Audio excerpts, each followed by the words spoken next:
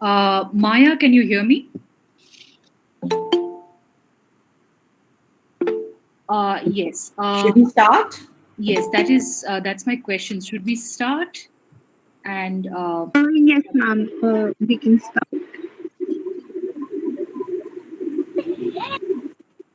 Sandhya, you can take over now. Just a second. I think ma'am has started to record. Just a second.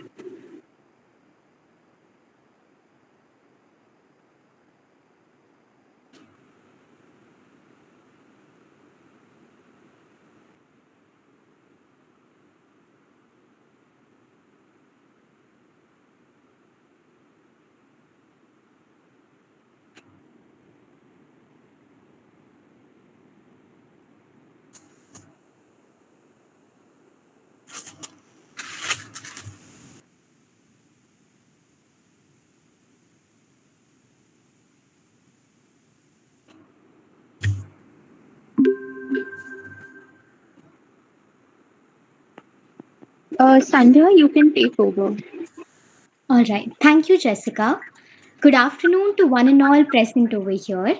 I, Sandhya, on behalf of the Women's Studies Center of Jesus and Mary College, would like to welcome you all to the second webinar of the series titled Towards 75 Years of Freedom, Contemplations, and Reflections on the Women's Question, titled Vernacular Histories of Sexuality in Modern India. To enrich us with her vast and extensive knowledge, I would like to extend a warm welcome to our distinguished speaker for today, Dr. Charu Gupta. Dr. Charu Gupta is a professor in the Department of History at the University of Delhi. Her work focuses on gender, sexuality, masculinity, caste, religious identities, and vernacular literatures in early 20th century of North India. She is the author of Sexuality, Obscenity, Community, Women Muslims, and the Hindu Public in Colonial India. And she's also the editor of Gendering Colonial India, Reforms, Print, Caste and Communication. I now request the members to kindly mute themselves to avoid any kind of disturbance during the course of the session and to post their comments and questions in the chat box. Now, I request Dr. Charu Gupta to kindly take over and enlighten us with her knowledge. Okay, thanks a lot, Sandhya, for that introduction. And also a very warm thanks to Dr. Maya John at the Women's Studies Center and the History Department of JMC for inviting me to be a part of this webinar series towards 75 years of freedom, contemplations and reflections on the women's question.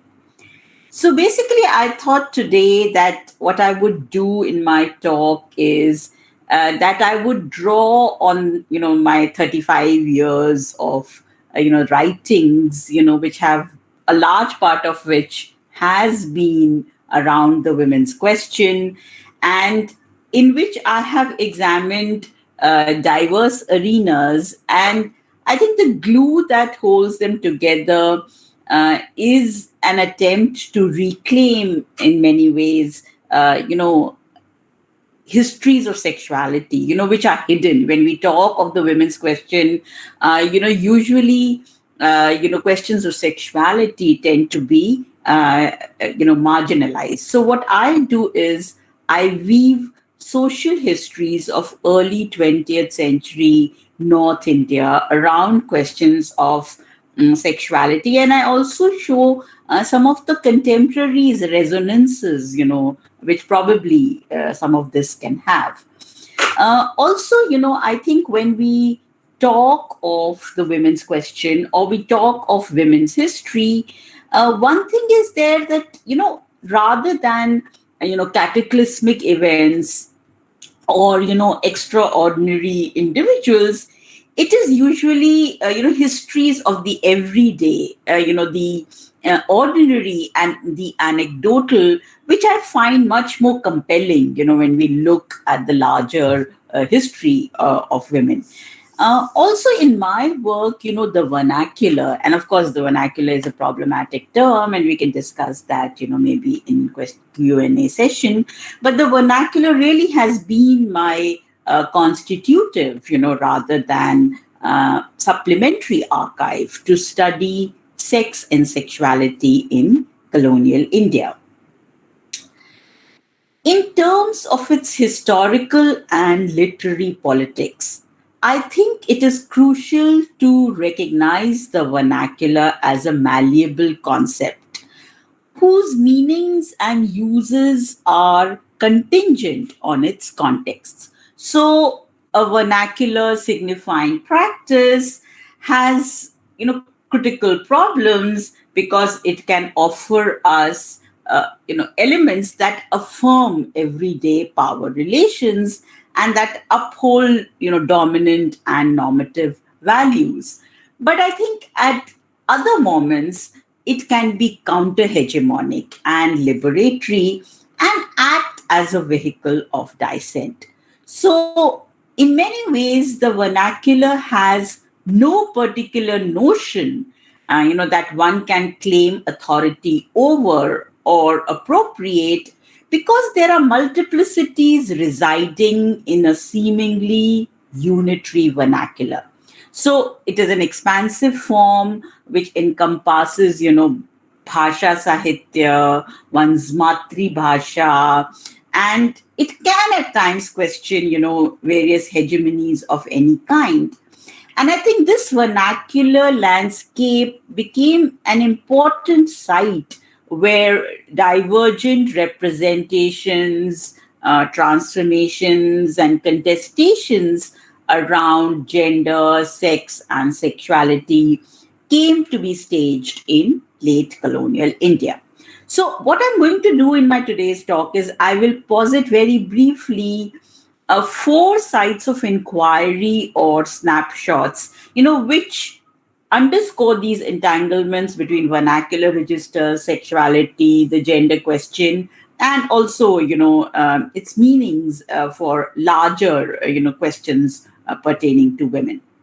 So I will first discuss the Hindi literary canon, because that's what I work on largely, and how it, a large part of it, disparaged gendered sexuality, and how the popular vernacular perhaps presents a different picture. Then second, I will reflect on how, there has been this marking of the other, whether it is the Muslim male, whether it is the Dalit woman, whether it is the Dalit male, or the homosexual, in many ways by Brahmanical patriarchies. And I also then third, I go on to reflect on, representations of Dalit sexuality. So when we talk of women, women is not a universal category. There are all kinds of, layers within that. It is not a homogeneous universal category, how it intersects with caste, class, religion is important. So I will look at some of the representations of Dalit sexualities in the vernacular. And finally, I thought I would talk a little about my recent work, which is on, sexology from the margins and how narratives of women and even Shudras can complicate that.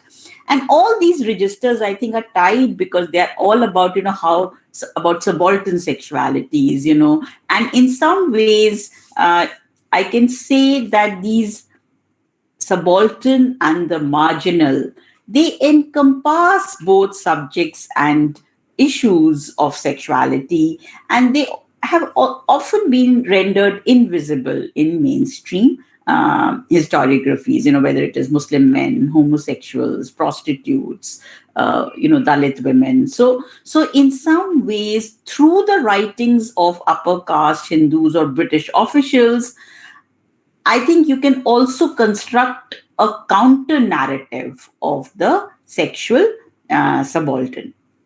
So just to take you back to, when I began my research in 1996, I was really keen to explore, the links between Hindu nationalism, questions of gender and sexuality, in early 20th century North India. But what bothered me was, while there has been so much of work on communalism, and that has been highlighted by academics, there has been very little work done, in stressing its, linkages to sexuality. So, and as I explored the, conventional archival sources, I almost drew a blank because most of the data on riots, large scale public violence, cow protection movements, and this kind of issue of music before mosques or something was in many ways blind to gender and sexual politics. But then I came across this very kind of vernacular and indigenous sources in these small local libraries of Lucknow, Banaras, Allahabad, and these brimmed with archival potential. And so this passionate affair with vernacular began then. And I think studies on sexuality require that we expand our understandings of the archive. We include material that has been, erased or elided or marginalized in archival research. So I think what has been an important contribution of gender studies and feminist studies and Dalit studies also is that they have, made us question the erasures and silence in the archives. They have sought to read between the lines, and they've also deployed other sources and other kinds of archive. And they have, in some ways, they are saying that they're questioning the idea that what is a central archival source to look at women's history, gender history, histories of sexuality. So I think that in my work, I have found these vernacular imaginative texts to be quite important. I am now going to, give me a minute, and I'm going to try and share a PowerPoint with you so that, for rest of my lecture. So just give me 1 minute to set that up, So,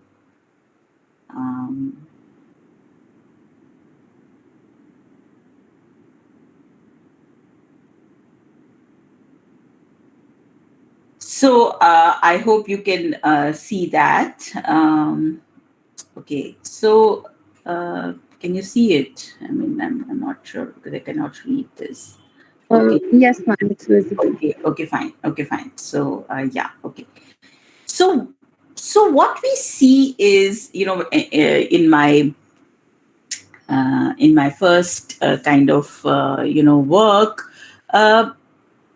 What emerged for me was that the wide vernacular popular print public sphere of early 20th century North India confirms this kind of intricate relationship between on the one hand, intensification in policing of sexuality, and knowledge and power, which worked to maintain a social order, and particularly in the context of Victorian moralism, British civilizational discourse, and also the Indian social reform movement.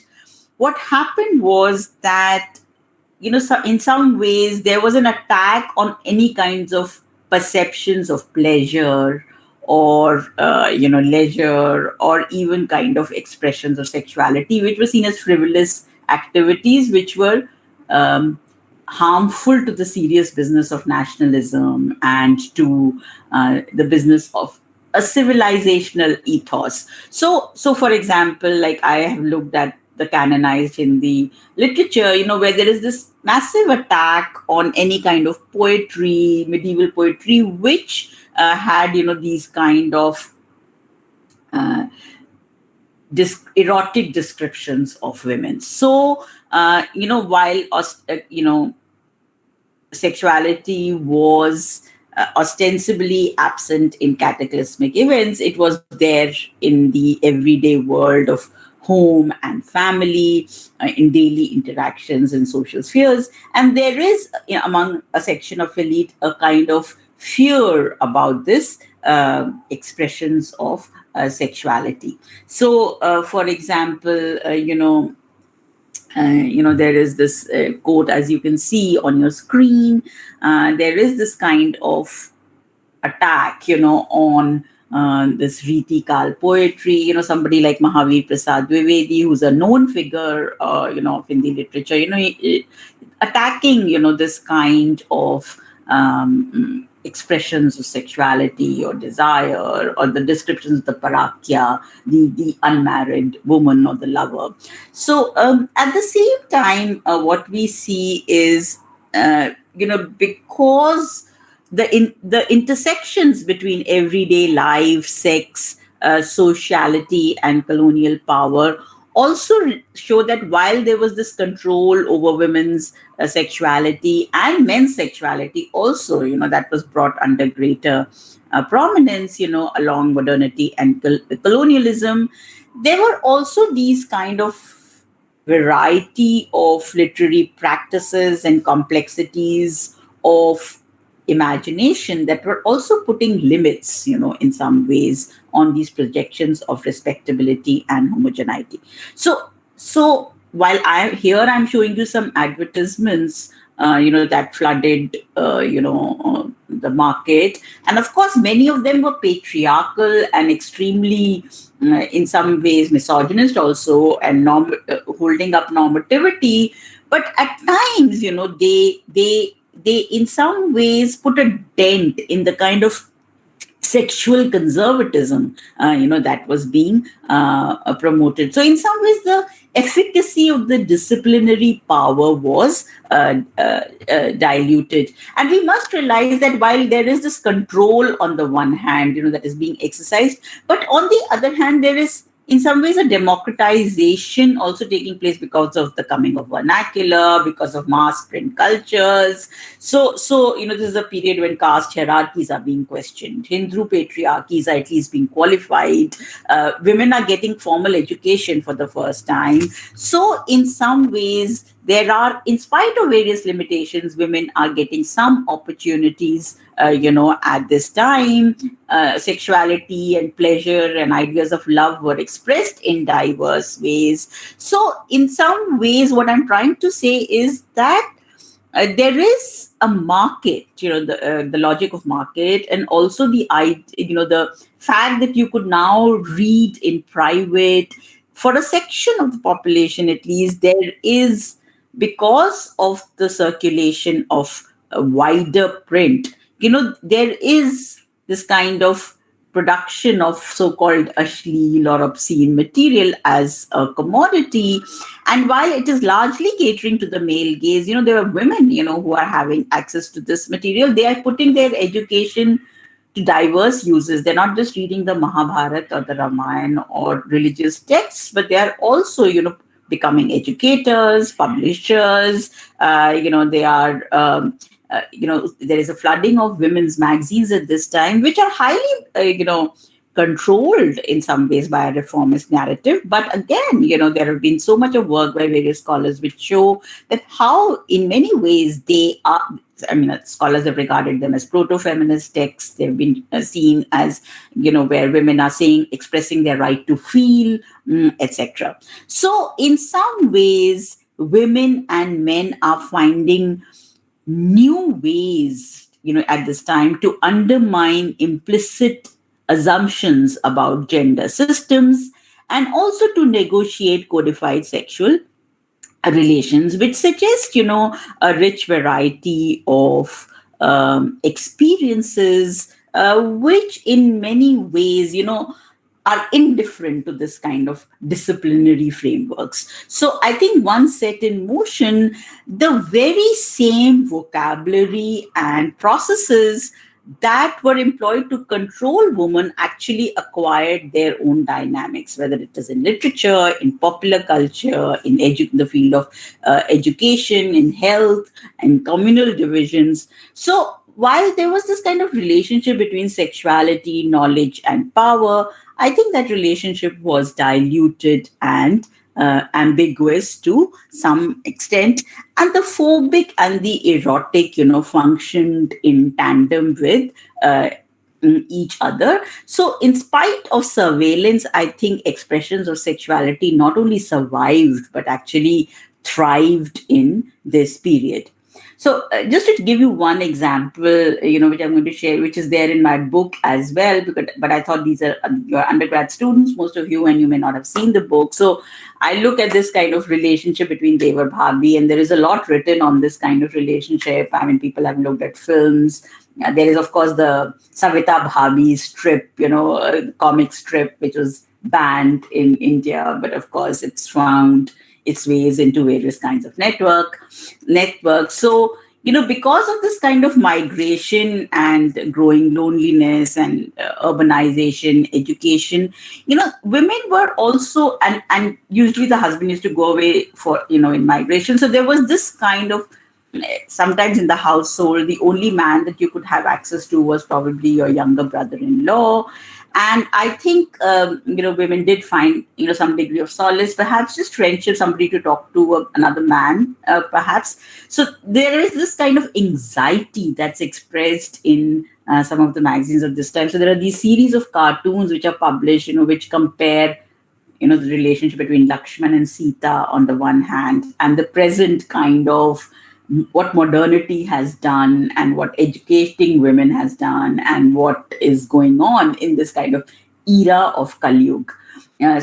On the one hand, it expresses anxieties. On the one hand, it shows it may be a kind of exaggerated reaction, but it also shows that, cartoons, after all, have a social basis. So it also shows that women were perhaps, expressing other kinds of relationships. So there are these series of cartoons which I'll quickly run by. So perhaps they found a degree of solace and escape from this kind of everyday drudgery. And I think these relationships, the very insistence that they should be prohibited, shows that, perhaps they were becoming more common. So there is this juxtaposition of what, happens with Lakshman and Sita and what happens in the present day household, So again, I think through this example, what I'm trying to show is that while there are attempts to control and censure sexualities,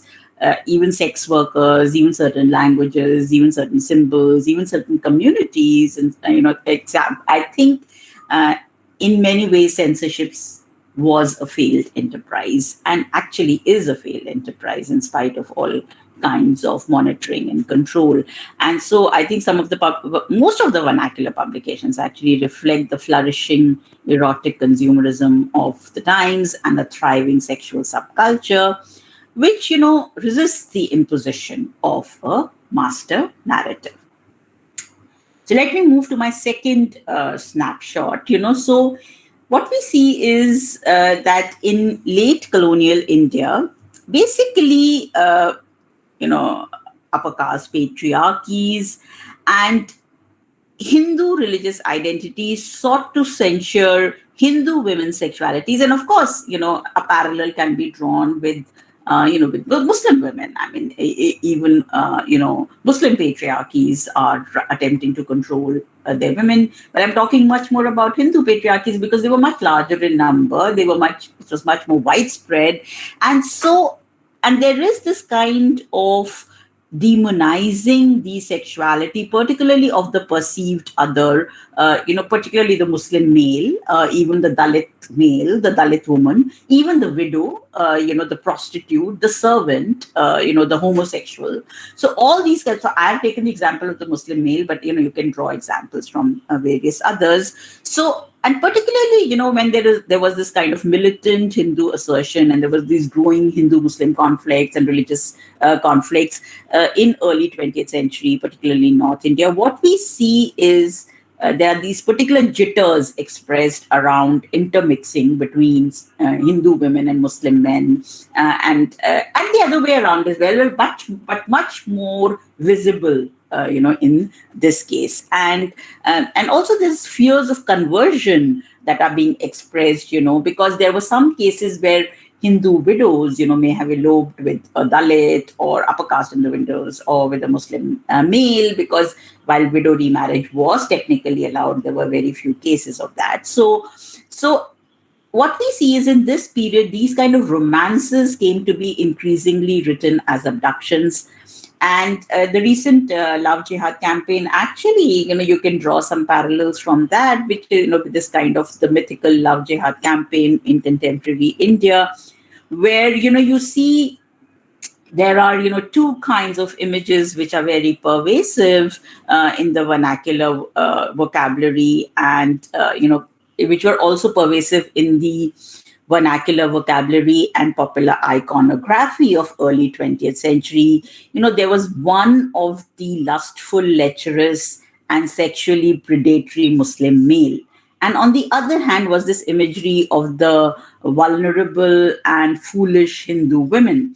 And these seem to have had a long afterlife, with significant shifts, of course, and additions. So, for example, there is this kind of cartoon from the 1920s. The earlier image was the image of today, and this is a cartoon from the 1920s and 30s, which, is actually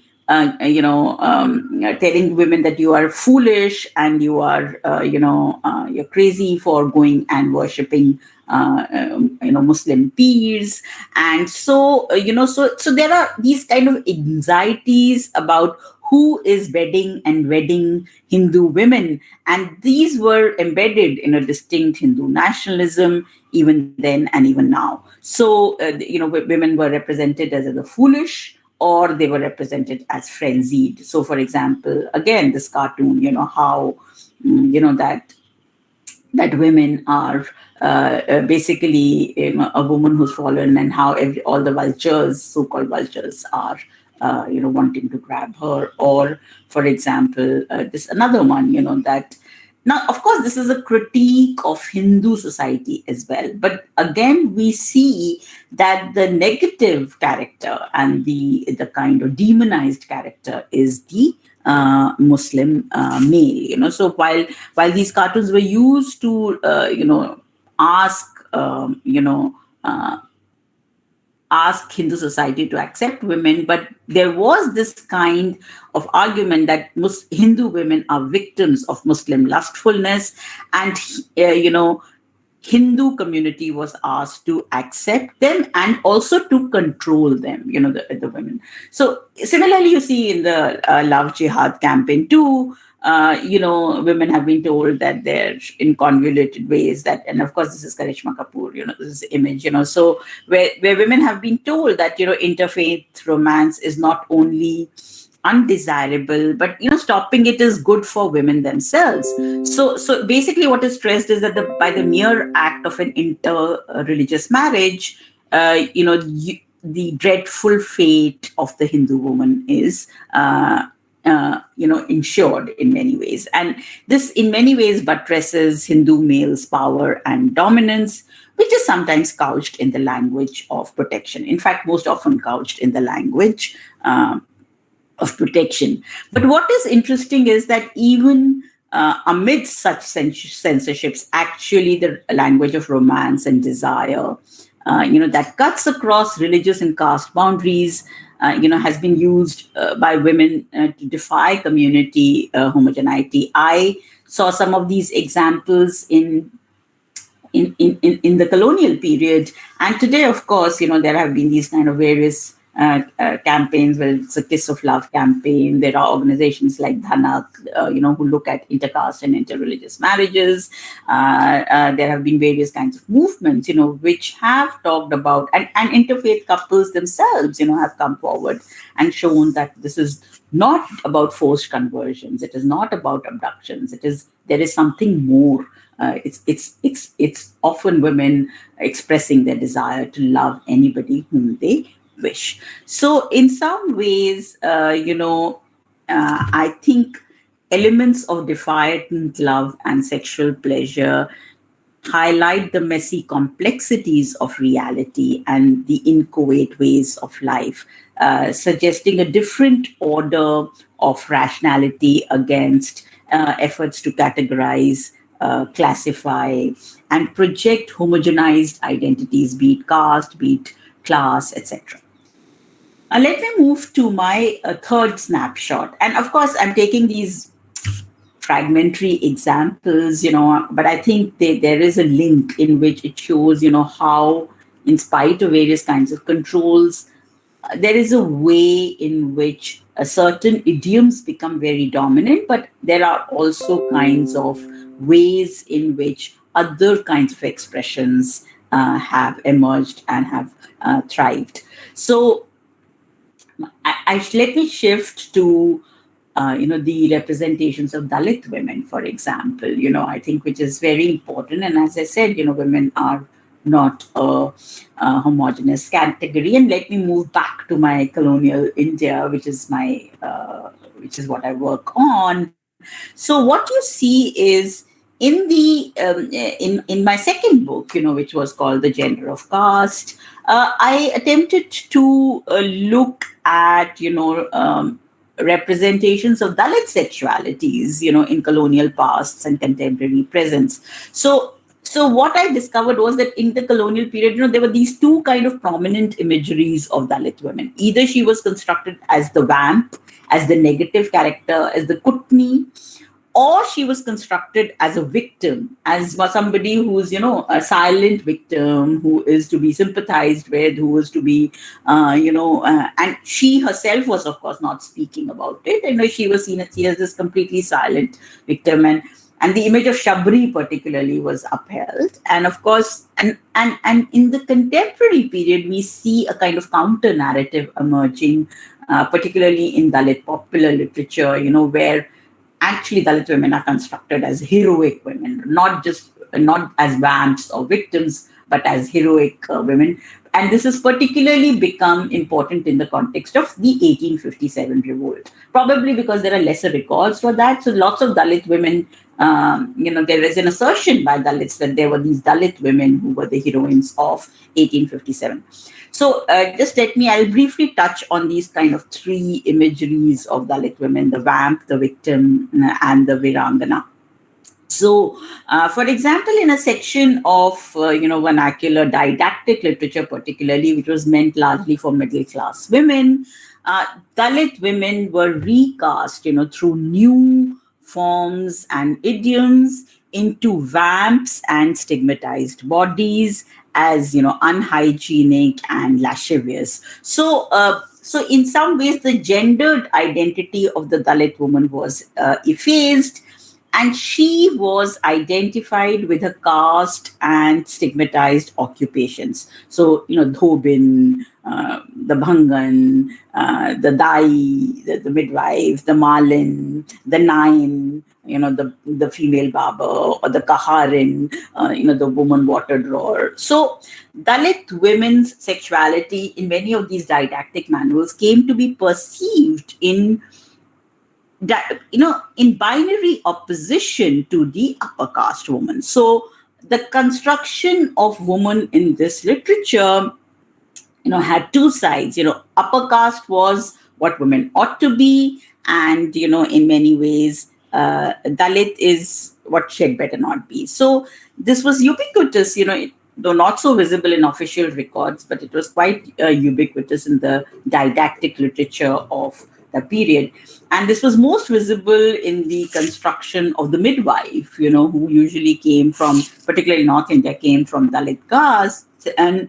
And what you see is, how modernity, Western science and medicine, combined with social reform, brought these new systems of surveillance around Dalit female reproductive technologies. And the Dalit midwife was, vilified as barbaric, dangerous, killer of children, evil, immoral. And what you see is, this was, so this was also shows that, how, there is this kind of line being drawn between upper caste woman and the lower caste woman. And or she was represented as this, as I said, in the reformist literature, as this, this image of the polluted, evil, and the grotesque Dalit woman, gave way to these suffering figures, largely showing them as victims who deserve redemption. But what you see is contesting such representations, I think there has been a multi-pronged critique of caste in Dalit public sphere. And many of these Dalit popular writings, actually, they represent Jhalkari Bai and figures like Uda Devi and Mahaviri Devi. They have come to be marked particularly rather than Lakshmi Bai or Azrat Behel as militant figures of 1857. And I think, while of course we can question this archive, there is a lot of exaggeration, there's a lot of mimicry, there are myths and memories and oral traditions that seep into this. I think they transform the idea of archival historical authority, and they provide, I think, in some ways, a dent in the disciplinary production of Dalit sexuality through a counter archive. So I think, they represent Dalit women as desexualized entities. I think they're disrupting the, the stereotype of sexually stigmatized Dalit women, and also by presenting her on this moral and heroic ground, I think they're also appropriating in many ways a language of dignity. So I think that the moral codes have a different, balance here.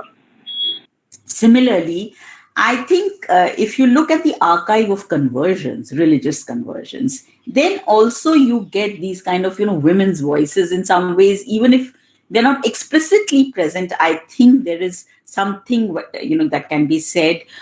We do have very few examples of conversions, particularly in North India, especially, if conversions were taking place to Christianity, they were mostly taking place en masse. Like the whole community or a village or a group, would convert to Christianity. Individual conversions were much lesser. And of course, this happened in medieval period with Islam. Conversions to Islam were also, sometimes in larger numbers. But what happens in the colonial period, that we do get some cases of individual conversions to Islam by women. And that is largely often, as various scholars have shown, guided by romance so often. So, women on the margins, widows, Dalit women, sex workers, I think they converted, but I think that archive can also be read as an archive of desire. So if you look at conversions to Christianity, for example, I think what happened is that, it signaled for many Dalit women a discourse of respectability. So in some ways, many of them refused to do unpaid midwives' work. They refused to do begar, unpaid labor. So I think also conversions, I think, had implications for Dalit women's clothing because it brought to the fore questions of the body per se vis-a-vis caste. So while traditionally Dalit women had to endure these,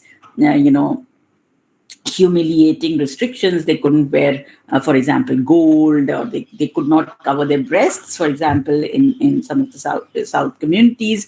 Christianity, I think, conversion to Christianity was in many ways a declaration of an altered relationship, with the world through a transformed disposition of caste-marked bodies.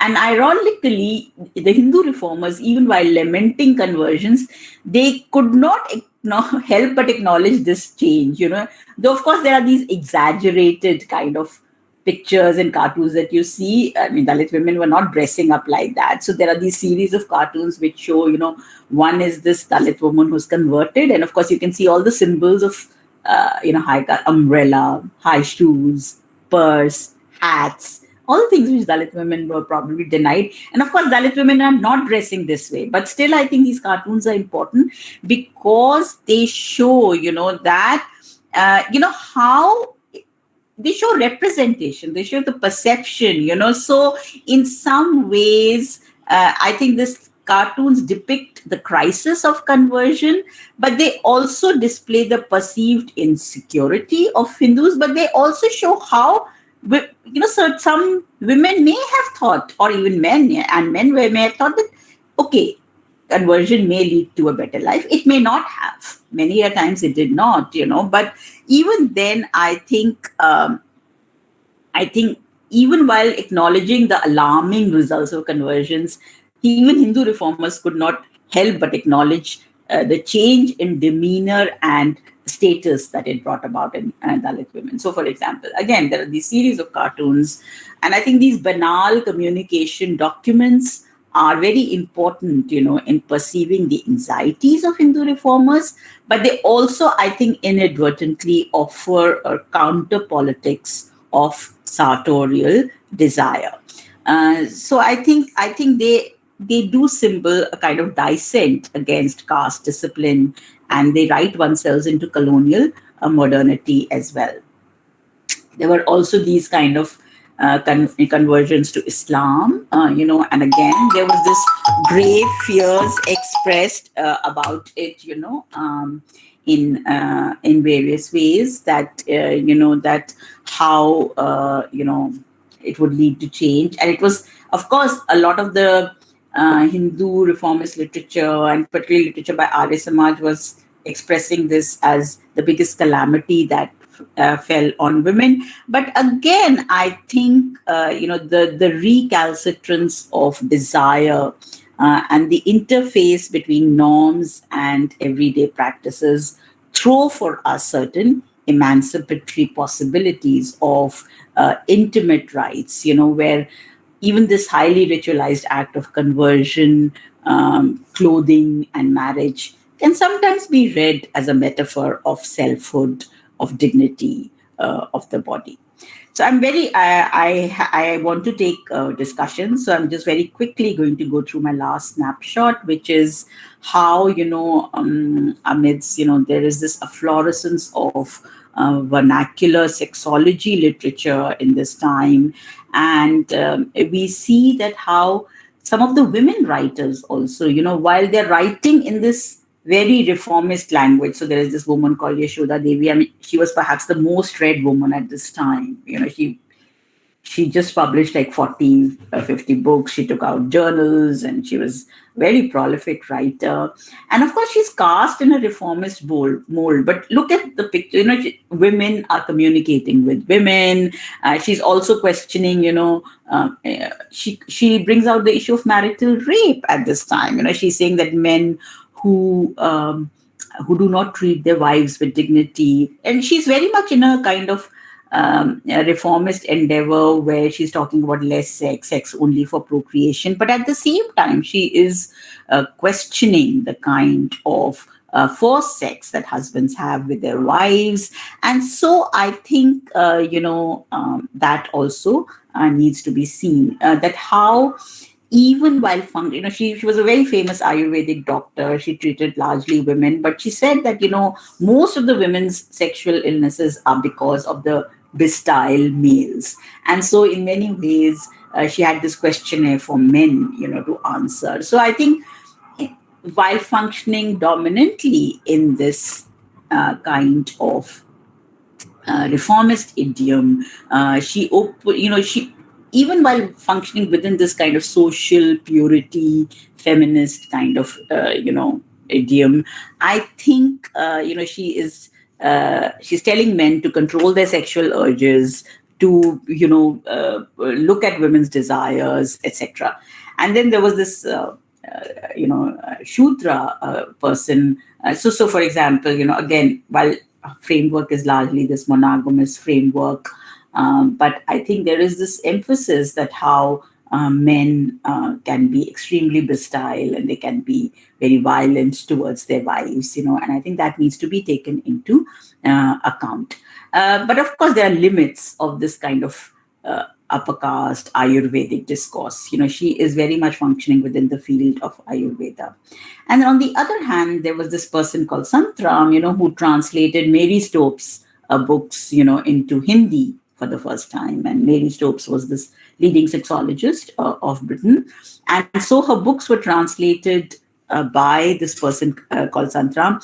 And he's a very fascinating figure because he's an anti-caste activist who's steeped in a non-Brahmin ideology. He functions very much within a Hindu framework, but he promotes intercaste marriages, and he, at the same time, he sees himself as an educator of vernacular sexual knowledge, and he is in many ways questioning Savarna authority, upper caste authority on the one hand, and on the other hand, even while functioning within heterosexual paradigms, I think he upholds romantic love, and he also says that romantic love knows no boundaries, and he also gives agency to women, and I think that is very important.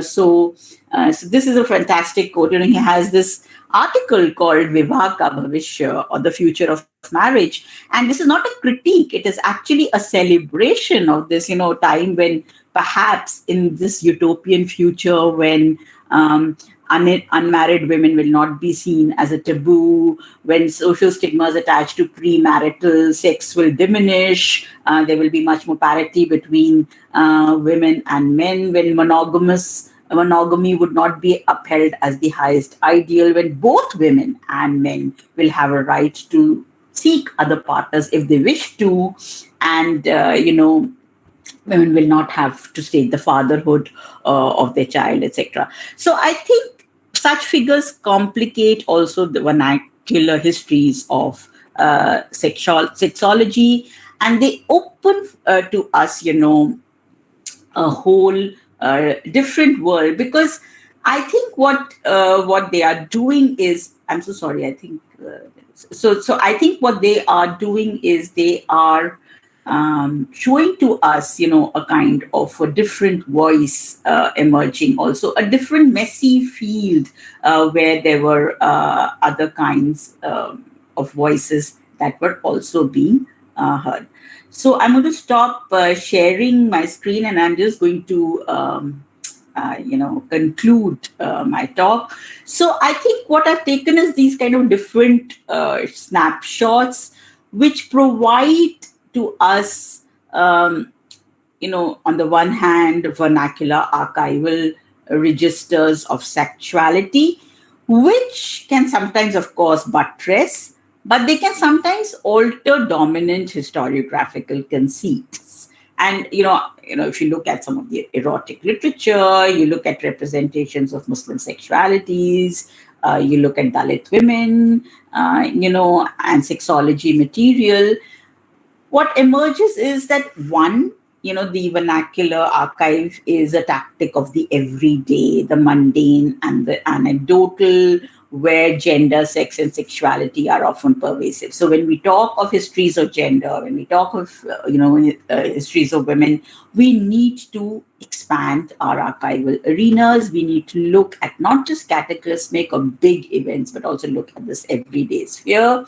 And also, I think they also show how questions of sexuality were not given. They were constantly being contested. I think while with the flourishing of print, with other kinds of popular mass entertainment, I think there were, of course, histories and texts of sexual control, but there were also those of sexual pleasure, and which were not just meant for men, but also for women. So I think on the one hand, there is a reassertion of upper caste perspectives, but on the other hand, there are other kinds of puncturing taking place, where expressions of female desires and kind of female voice, at least, is being heard. So in some ways, I think greater regulation of sexuality is constantly jostling with potential instabilities and possibilities. So I think, what these studies of sexuality show us is that when we look at the women's question, we need to see, of course, the language of, the way in which patriarchy has oppressed women, the way in which the language of victimhood or violence is very, very important. But there is also a domain of sexuality and pleasure, which women, in spite of all odds, has been expressed in diverse ways, which also needs to be taken into account. So I'm going to stop here, and because I do want some time for questions and discussions. Any kind of disagreements are more than welcome. And so I'm looking forward to some comments and questions. Thank you.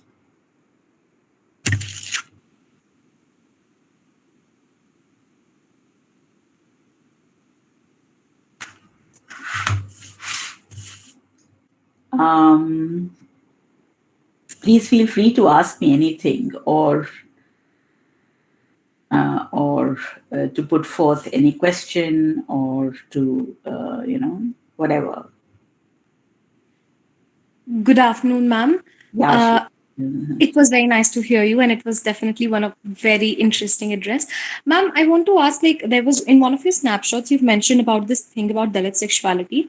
In the way we have studied history, like, one of the opinions is that when the caste system emerged, it was close sexual regulation for the upper caste women as well, so that the whole caste structure does not get diluted. But however, do we see a different picture here, or because in the like during the consolidation period of the caste system, it was like not exactly, but in some way the women of the lower caste were relatively free. So like, do we see that changing in colonial India? So I think, there has been this kind of romanticization at times. While it is true that, in the pre-colonial period, there were some kinds of, so for example, you can say that, for example, homosexuality, it was not so clearly defined and so not so clearly sharpened. There were some spaces, where it may not have been celebrated, but it was maybe accepted, or maybe it was not, at least institutional criticism like comes with Section 377 was not there. So in some ways like that, or when you're taking the example of Dalit women, I think actually for Dalit women, colonial modernity, for Dalits as such, colonial modernity was a mixed bag where the advantages perhaps at times outweighed the disadvantages. That is why, there are some Dalit intellectuals who say, perhaps not fully correctly, but they say that the British came too late and perhaps left too early. So this is the first time with the coming of colonialism where the Dalit women get formal education, even though very few in number, very, very less.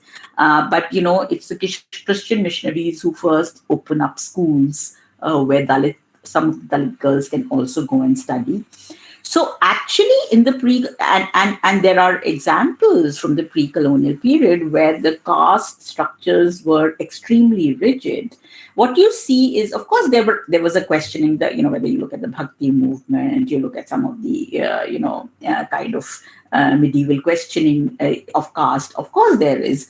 But I think with rise of figures like Ambedkar, Periyar, it becomes much more wider, I think, this kind of critique of caste.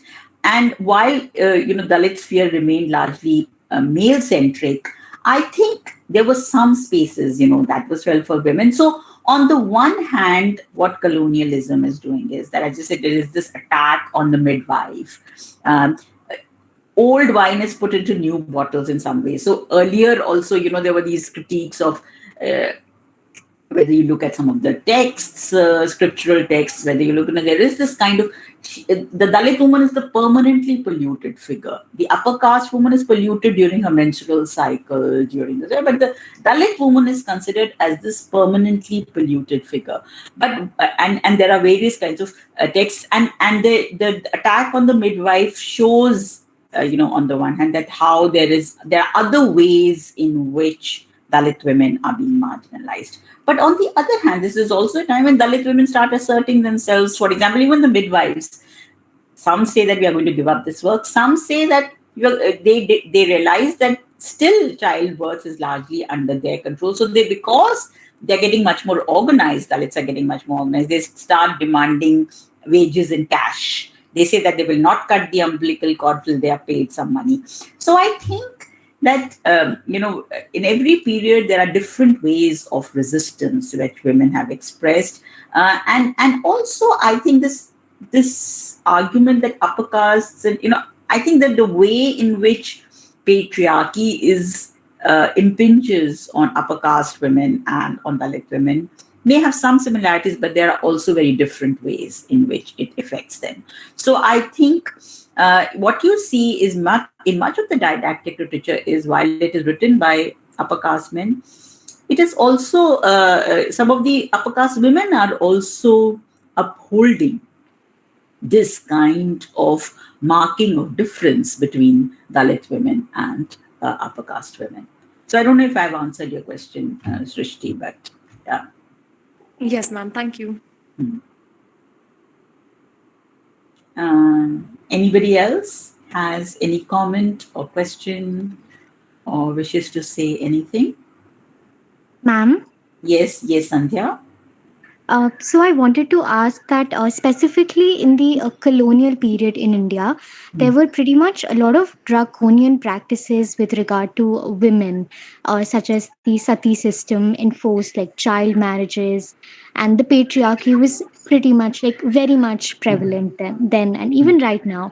But in that period, all of these practices, such as the sati system and all of that, did they influence the course of conversions? Like, did women like practice conversion to some other religion, Christianity, Muslim, to like kind of like escape from these practices?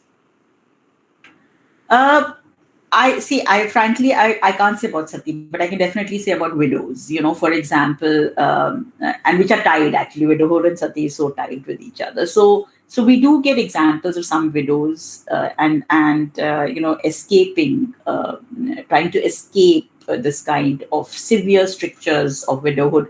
I mean, particularly upper caste widows, we know how, they were tortured. There was a whole kind of anxiety about their sexuality. And the whole campaign of the reformers, for supporting widow remarriage, while it is guided by some humanitarian concerns, there was this huge idea about controlling the woman's sexuality. How do you control a widow's sexuality? That became a very critical question, and widow remarriage was seen as an important way out. But you do get, some examples of women, actually, women were asserting themselves in diverse ways. There were some examples of conversion or elopements, by perhaps women who were oppressed, whether it is Dalits or Dalit women or widows. But there were other ways in which widows, for example, were asserting themselves. So conversion was one way to escape this kind of oppressive system of sati and widowhood. Education, for example, there are works which have shown, Neeta Kumar's work and others have shown that how some of the widows used even this ascetic ideal to their advantage, because they educated themselves and they were fairly radical in their personal lives, and they educated themselves and they became teachers and educators, and they used this ascetic model actually to make their voice heard in the public sphere and establish themselves. Or, of course, there are these amazing women that emerge in this period. Somebody like Rakma Bai, who, refuses to go and live with her husband. She questions the very institution of marriage. She questions the right that a husband has over the woman's body. And when her husband, says that this act, which was about restoration of conjugal right of the husband over the wife, she says, I will prefer imprisonment rather than going and living with my husband. And ultimately, she was only able to emerge victorious because this case became very, very celebrated and huge. Or somebody like Pandita Ramabai, who becomes a widow, and then she goes and educates herself. She converts to Christianity. So Pandita Ramabai becomes a widow. She converts to Christianity, and then she writes a book like The High Caste Hindu Woman, where she critiques the kind of practices that the upper caste women are subjected to. And then she goes and educates herself, comes back, opens a school for widows, for Dalit women, girls, and challenges in many ways. She is, so these are, so, and frankly, when I see some of the women's magazines coming out at that time, and the kind of debates that are taking place, I really feel that, we, in some ways we move forward, in some ways we move backwards. I don't know, because they were debating so many issues, at this time, in those women's magazines. The women were writing, they were making their opinions heard, they were voicing things. The issue of widowhood, of education were being discussed, among women themselves. So there was a space, even if limited, there was a space to express plurality of opinions. So a Gandhi and Ambedkar could exist together, in spite of such differences of opinions. I don't know even if that's possible today. And even on gender questions, there were these kind of diverse opinions that could be expressed, So I think, in many ways, of course, the women's movement has really, progressed and moved forward. But I do think that the colonial period signified a churning where, because of, and of course, nationalism also contributed to it in a different way, where women were coming out in the public sphere for the first time in much larger numbers. But I do think that there is, it brings, modernity brings with its control, but it also brings a kind of democratization. It brings with it this kind of vital assertion, the kind of protest movements that have emerged in this period. Perhaps we do not see these kind of mass movements of women in the earlier period. Okay, Sandhya. So I hope again I've answered your question. Yes, ma'am. Thank you, ma'am.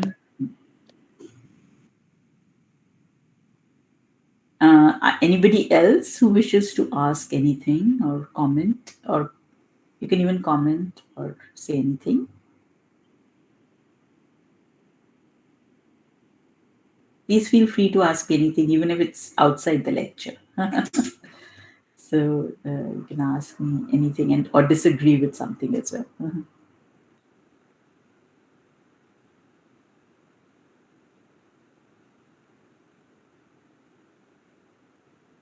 I don't see any question in the chat box. So,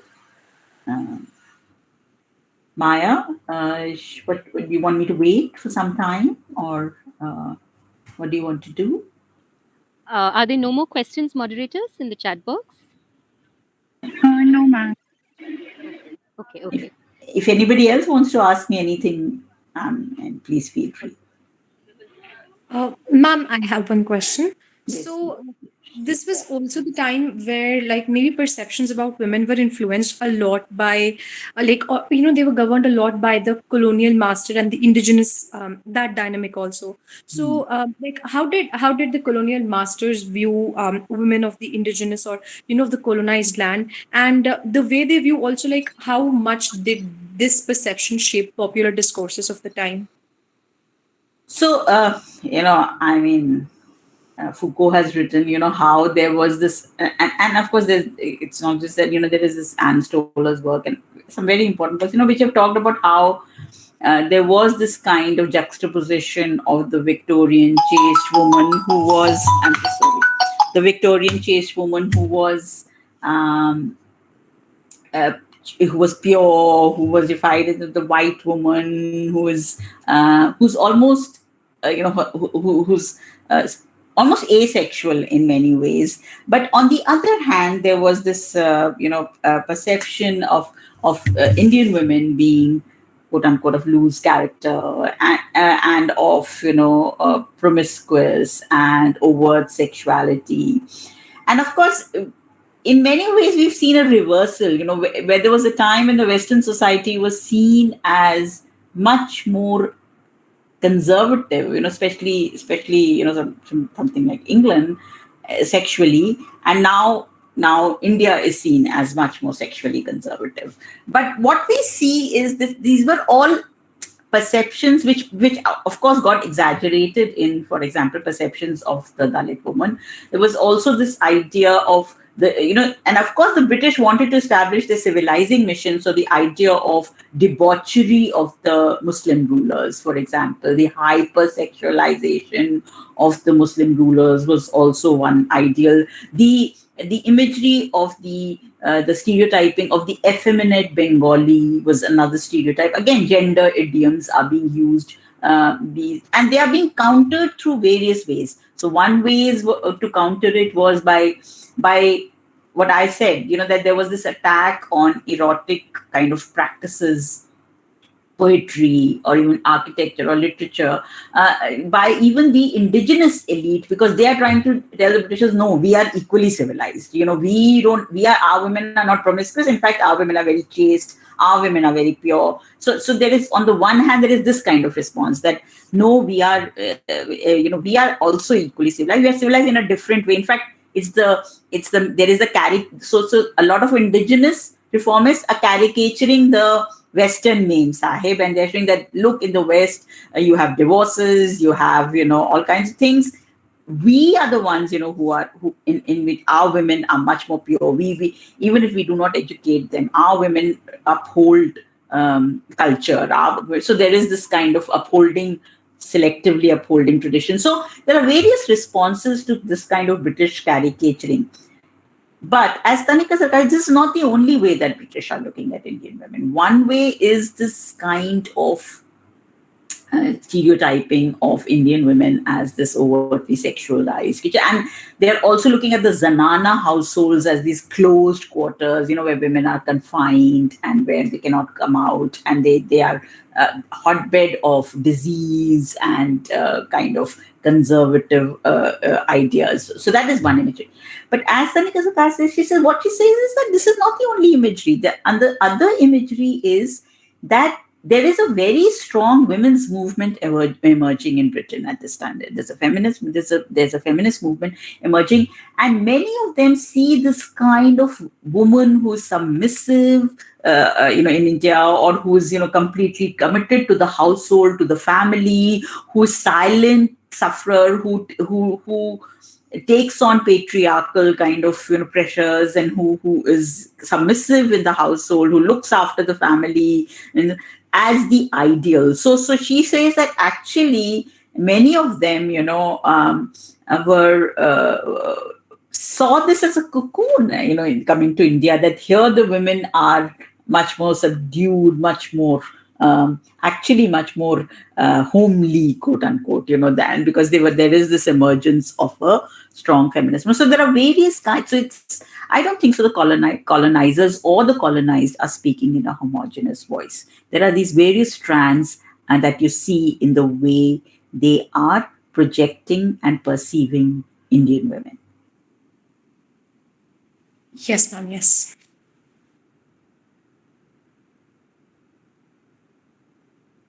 Anybody else would like to ask something?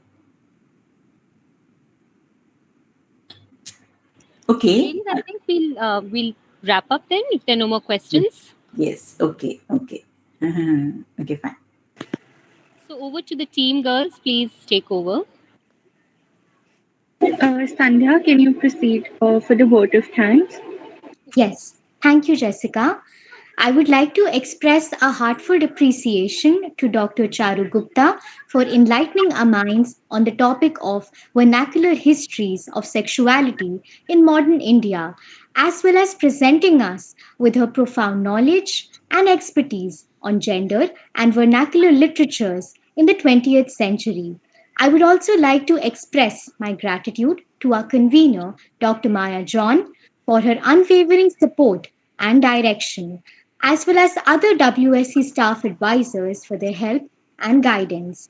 I would like to thank all of our WSC staff advisors, including our convener, Dr. Maya John, Tanu ma'am, Jessie ma'am, Vipasha ma'am, and Kashish ma'am, for joining us today for this enlightening session. Last but not the least, I would like to express my gratitude to all of the members who have joined us today. We believe that now that you have all of this information, you would truly be able to make an impact in the future. Thank you, ma'am. Thank you. Thank you so much. Thanks a lot for Thank you so much, inviting me to be a Charu. part of this. Yeah. Thanks, Maya. And thanks to the whole team for doing such a wonderful job of, the WDC and making it so vibrant. So thank you so much. Okay. Charu, there was just a quick question. Yeah. We would perhaps use sessions, some of your responses during this webinar for a Hmm. video that we are making Okay. with, women historians who are commenting on, 75 years of freedom. So Okay. I'll be in touch with you with that, and this portions that we're lifting and using for the video, I'll share with you. No issues at all. Absolutely fine. In fact, Maya, if you want to ask something else, after everybody quits, we can join and you can ask something else as well. And you want to record some specific questions, and That would that. be great. Then we could share maybe 2 or 3 specific questions with you beforehand, and then we could fix a Oh, short recording. a Yeah, separate. because those questions Okay. we wanted to change some of the questions we've been asking. We don't want to repeat all of the questions again that we've been Okay. asking other historians. So that's Okay. why I was thinking some of your responses were so interesting and good. I thought we could just pick it from the webinar and insert them. If those suffice, that is absolutely fine. And but if you feel there is some gap and you need, then you just fix up. I'm just really busy in the coming on 15th and 17th. I'm speaking somewhere, but otherwise, yeah. Now I'm relatively in September we can do it sometime. Okay. Okay, sure. We'll be in touch. If Thank you there very is much. need, if there is need, if this Okay. suffices, it's fine. Okay. Okay. If there's Thank need, you. I'll get in touch. Thank you for an enriching session and for Okay. your time. Thanks. Okay. Thanks. Thank you, everyone.